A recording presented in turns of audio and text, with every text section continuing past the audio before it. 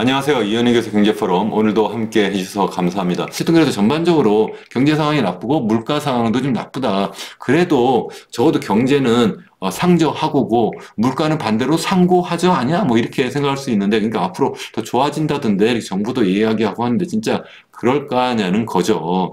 제가 볼 때는 그렇지 않을 것 같긴 한데요. 왜 그러냐면 3대 이제 여러 신용평가사 중에 하나가 이제 피치사잖아요. 피치사가 우리나라의 그 신용 등급을 최근에 나온 자료입니다. 그러니까 오늘 2025년 2월 7일인데 2025년 2월 6일 날 나온 자료예요. 그러니까 어제 날짜죠. 어제 날짜 나온 자료인데 우리나라의 신용 등급을 그냥 계속 그 현 상태에 유지하고 있다는 거에서 그 현 상태가 뭐냐? 더블 A 마이너스다. 더블 A 마이너스. 그러니까 A가 두 개 마이너스다. 이게 도대체 뭐야, 이게. 근데 어쨌든 이게 적어도 2012년 이후에, 12년 당시에 이게 A 플러스에서 A 마이너스로, A 플러스 하면 여러분도 혹시 소고기 등급 생각하실 수도 있는데, 뭐 그런 플러스가 아니라 어쨌든 신용 등급에서 A 플러스를 더블 A 마이너스로 이렇게 좀 더 높은 등급으로 올렸는데, 그 이후에 지금 10년 넘게 계속 똑같은 등급을 유지하고 있다. 이런 이야기입니다. 그래서 앞으로 뭐 경제 성장은 어떠냐? 그래서 피치사는 올해 성장도 뭐 1.7%할 거다. 뭐 이러면서 그런데 뭐 지난번에 그 전망할 때는 2.0%였다고 그래요. 이제 그거보다 좀 낮췄는데 그래도 좀 1.7% 정도 괜찮고 내년은 2.1% 정도 성장할 거다. 이렇게 좀 비교적 낙관적으로 좀 보고 있다. 이렇게 이야기를 합니다. 그거 말고도 여기 뭐 모건 스탠리라든가 뭐 골드만삭스 다 1.7, 1.8 비슷하게 나오고 있고 정부나 한국은행은 뭐 한국은행도 최근 1.8, 뭐 정부도 한 1.8 정도 얘기하고 있는데 거의 1.7, 1.8 여기에 지금 거의 지금 모여 있는데 저는 1.5 정도 보고 있다. 이렇게 제가 연초에 말씀드린 바가 있는데 나중에 과연 누가 맞는지 한번 생각을 해 보시죠. 한국은행 지난해 전망할 때 제가 아까도 말씀드렸습니다만 연초에는 2.5% 성장한다고 이렇게 전망을 했다가 최종적으로 2.0%로 이렇게 떨어졌어요. 중간에 두 번이나 전망치를 바꿨음에도 불구하고. 그러니까 현재 올해 1.8% 성장한다는 것을 그대로 믿기도 좀 어려운 상황이다. 이렇게 이제 제가 말씀을 드릴 수도 있고요. 더군다나 이제 경제 성장률 장기 추이가 계속 떨어지고 있기 때문에 앞으로 이게 계속 더 옛날처럼 다시 이렇게 올라갈 수가 없지 않을까 이제 그렇게 보는 거고 더군다나 이제 이렇게 낮은 경제 성장률 지금 뭐 1.4%였다가 2.0였다가 올해 뭐 1.8이 됐든 뭐 1.5가 됐든 이렇게 낮아지면 이거는 뭐 3년 연속 굉장히 낮은 그러한 경제 성장률을 유지하는 건데요. 이거는 정말 여태까지 우리 그 60년대 이후에 한 번도 경험하지 못했던 그러한 성장률이다. 이런 이야기입니다. 어쨌든 이거 뭐 굉장히 잘한 거다 하면서 기획재정부가 뭐 이 보도자료로도 이렇게 내놓은 거였거든요. 그래서 굉장히 안정적이다. 그래서 이거 뭐 그냥 여러분들도 뭐 보도만 이렇게 보셨을 텐데 이게 뭔 뜻인지 잘 모를 것 같아서 제가 따로 한번 보다 더 구체적인 자료를 한번 제가 보여드릴까 합니다. 그래서 제가 3대 신용평가사가 있다 말씀드렸잖아요. 좀 전에 피치사가 있다. 피치.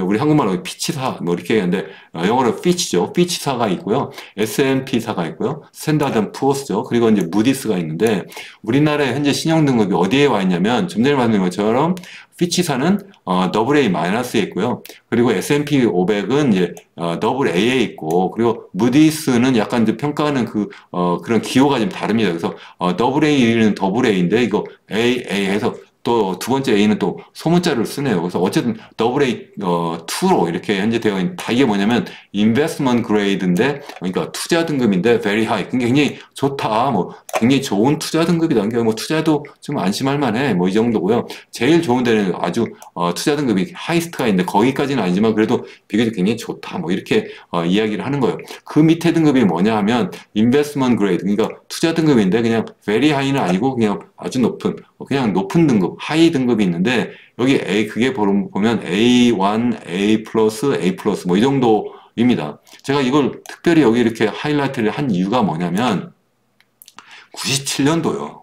97년도 외환위기 때 그때 어떻게 했는지를 한번 보시자고요. 97년도 여기 제가 여기 위에가 지금 현재 등급이고요. 좀 전에 보여드린 겁니다. 그래서 무디스는 AA2 그리고 S&P는 더블 A 그리고 피치사는 더블 A 마이너스인데 이게 다 투자 등급이면서 굉장히 좋은 등급이다 이렇게 말씀드렸는데 이 애들이 97년도에 이제 외환위기가 이제 막 정말 심각해질 때가 이미 10월이에요.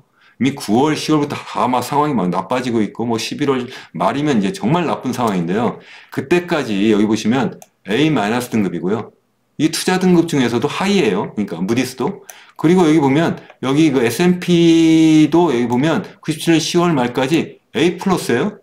굉장히 투자 등급 중에 굉장히 좋은 등급이다. 또 피치사도 A 플러스 등급이에요.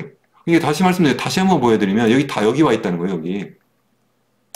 그러니까 제 말씀은 뭐냐면 지금 얘들이 지금 여기에 있다고 해서 지금 이게 굉장히 우리 좋은 게 아니라 외환위기 당시에도 얘들 사실 거의 안 움직이다가 막판에 그러다가 얘들이 막판에 막 확 떨어뜨렸거든요. 여기 보면 그 뒤에 보시면 갑자기 외환위기를 딱 겪게 되니까 그때부터 갑자기 완전히 투기 등급으로 확 떨어뜨려 버려요. 이게.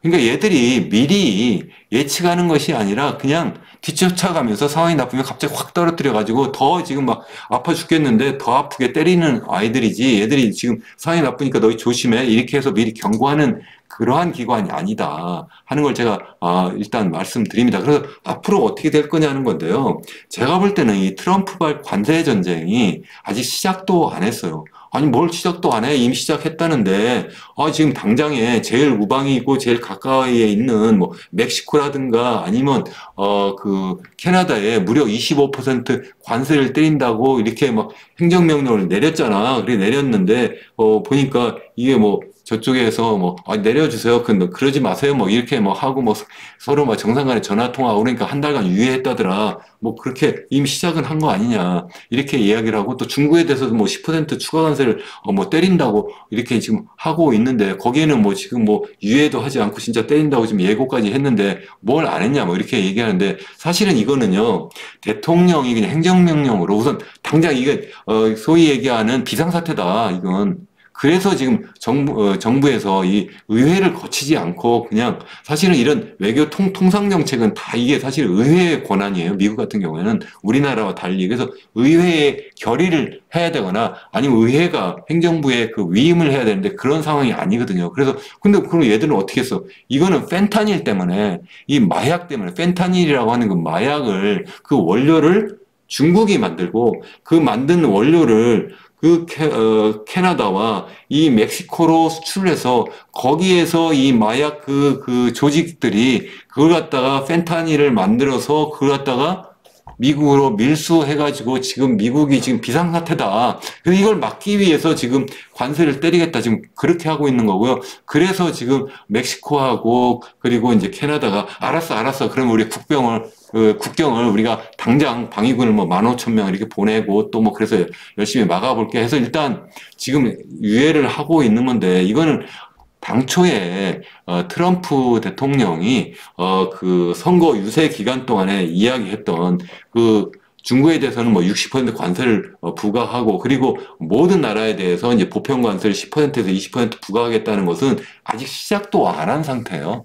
우리나라에서 시작도 안 했고 어쨌든 이걸 한꺼번에 할지 아니면 이걸 이렇게 하나하나 너 이번에 너와 이번엔 너와 이렇게 해서 하나하나 불러서 할지 그거는 모르겠어요. 어쩌면 두 번째 가능성이 높을 수도 있어요. 그래서 다음 풀을 나라가 제가 볼 때는 이제는 뭐 베트남이라든가 그리고 또 이제 우리나라도 또 지금 사실 그 미국에 대해서 사실은 흑자가 그 소위 얘기하는 무역 흑자가 굉장히 많은 나라예요. 그리고 많기 때문에 미국이 우리나라에 대해서도 굉장히 적극적으로 관세 부과를 통해서 또 그런 협박을 통해서 소위 얘기하는 그 무역 수지 흑자 자기네 나라에서는 적자죠. 그 적자폭을 줄이려고 할 텐데 그 얘기는 우리나라 수출을 잘 못하고 반대로 수입을 많이 해야 된다는 그런 상황인데 어쨌든 그러한 상황이 이제 본격적으로 막 이제 베트남이라든가 한국이라든가 아니면 뭐 EU 국가들을 대상으로 이제 본격적으로 막 또 중국에 대해 더 세게 막 때리기 시작하면 이게 결국은 미국 입장에 생각하면 수입 물가가 높아지게 되고 그렇게 되면 이제 결국 미국에서 인플레이션이 다시 재발하게 되고 또 그렇게 되면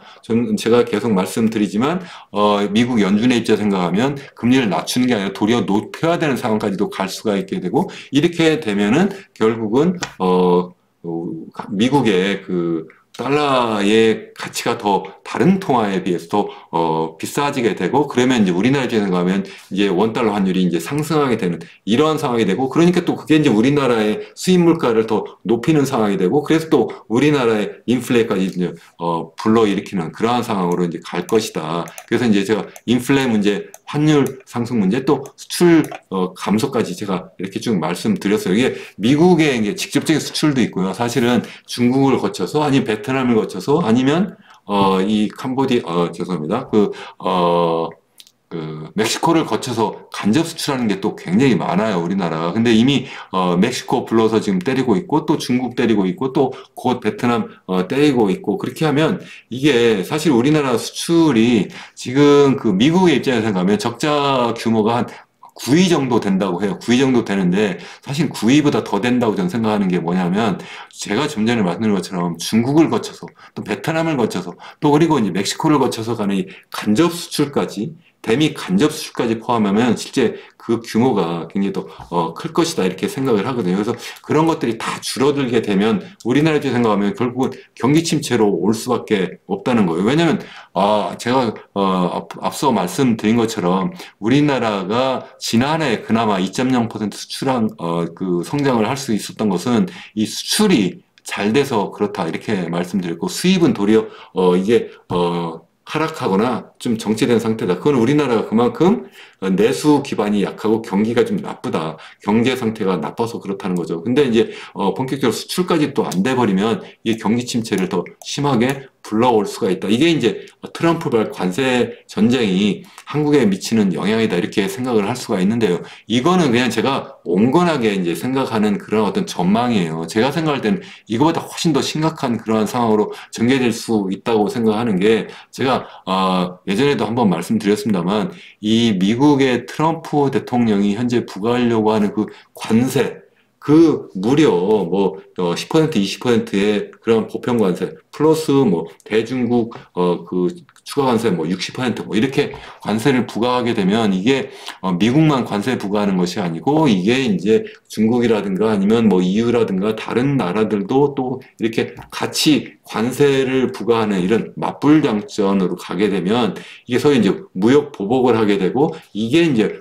아주 일반적인 이제 소위 중상주의 그런 보호무역주의를 막 가게 되는 것이고 그게 바로 1930년도에 그 미국에서 이제 후보 대통령이 이제 시작했던 스무스 홀리 관세법. 이게 결국은 의회에서 그 관세를 높이는 그런 법을 이제 만든 거예요. 그래서 당초에 그 당시에 미국이 관세를 한 40% 부과하고 있었는데 그게 60%까지 높아져요.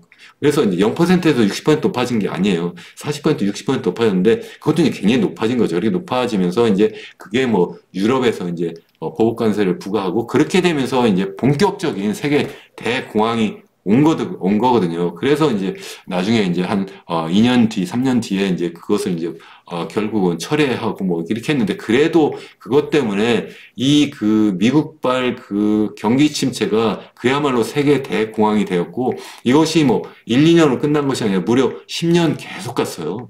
그러니까 30년부터 시작해서 한 40년까지 계속 갔고 그러다가 이제 이게 그래도 이제 회복되기 시작한 것은 이제 1939년 그때 이제 2차 세계대전이 이제 발발하면서 그러면서 이제 갖고 있었던 세계 각국의 재고가 막 이제 군비로 막 이제 팔려 나가게 된 거죠. 소진되게 된 거죠. 그러면서 이제 경기가 살아났는데 그런 상황까지 갔다. 결국 무슨 말씀이냐면 현재 지금 트럼프가 예고하고 있는 것은 그 당시에 스무스 홀리 관세법을 부과하는 상황과 굉장히 유사하다는 거예요. 그래서 그것까지 최악의 상황까지도 우리가 생각을 해야 된다. 그런 말씀입니다. 그걸 생각 안 하고 뭐 그렇게까지 설마 되겠어?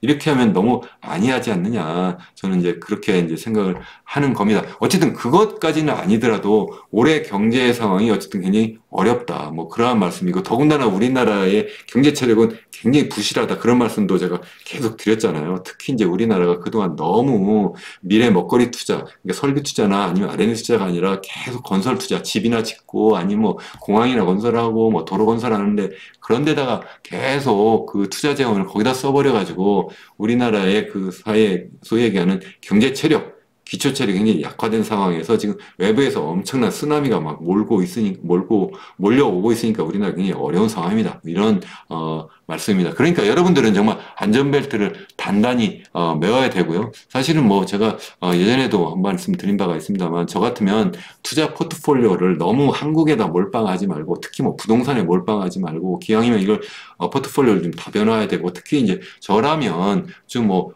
달러 자산도 좀 많이 보유하고 있는 거. 달러 자산이라면 달러화 자체도 되고요. 아니면 달러로 표시된 뭐 여러 가지 주식을 살 수도 있고요. 아니면 달러로 표시된 뭐 요즘 얘기하는 뭐 비트코인 같은 것도 일부 갖고 있는 것도 좋고, 아니면 뭐 금도 일부 보유하는 것도 뭐 괜찮다. 저는 그렇게 생각을 합니다. 여러분 끝까지 시청해 주셔서 감사합니다. 여러분 행복하시길 바랍니다. 감사합니다.